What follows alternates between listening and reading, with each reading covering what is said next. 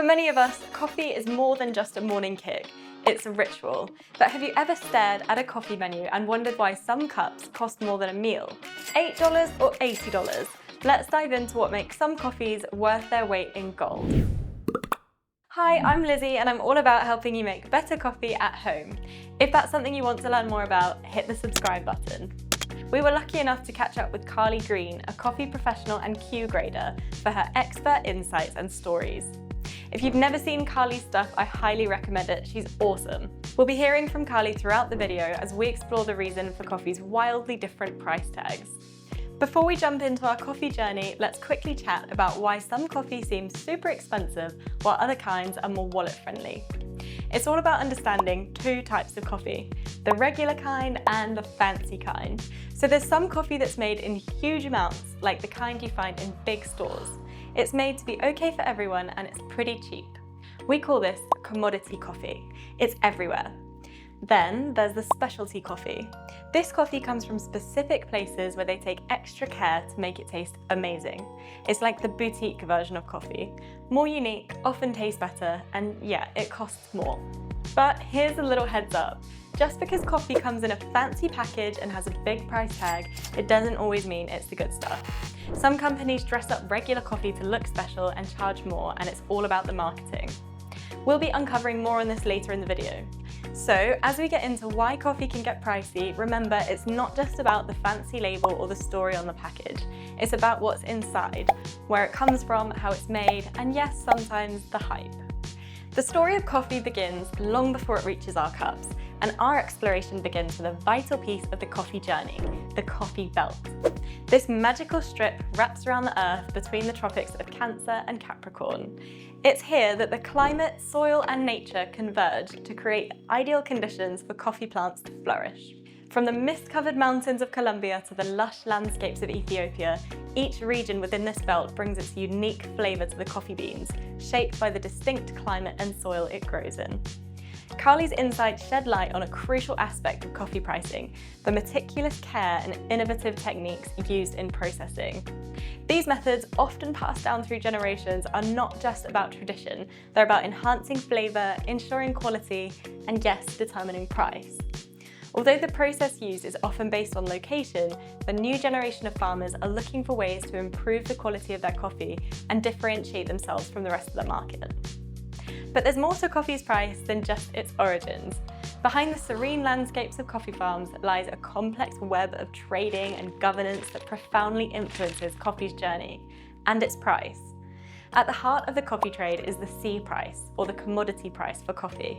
Basically, for commodity coffee, it comes down to global supply and demand, which may be one reason we're seeing a lot of farmers starting to put more effort into creating higher quality coffee. They can sell their coffee without being controlled by the C price. Why coffees are priced a certain way at the retail level, the first thing we may wonder is the price that the roaster paid for the green coffee before they roast it. But green coffee pricing is like a really hard topic to break down. And even when you have like full price transparency from a roaster, it's really difficult to tell how that price is split between different parts of the supply chain. And unfortunately, for the majority of green coffee, like especially for lower quality coffee, like we were just talking about, this coffee is set by the C market. So the price is set by the current stock price for coffee as a commodity, which fluctuates based off of supply and demand. And then there are government policies and trade deals. They can smooth things out or make them bumpier, influencing how much you pay for your coffee. So this isn't the easiest topic for me to speak to, but it's like all very incredibly intertwined, right? So the coffee supply chain can be significantly influenced by policies set by governments, trade agreements. This can come in the form of tariffs on imports or exports.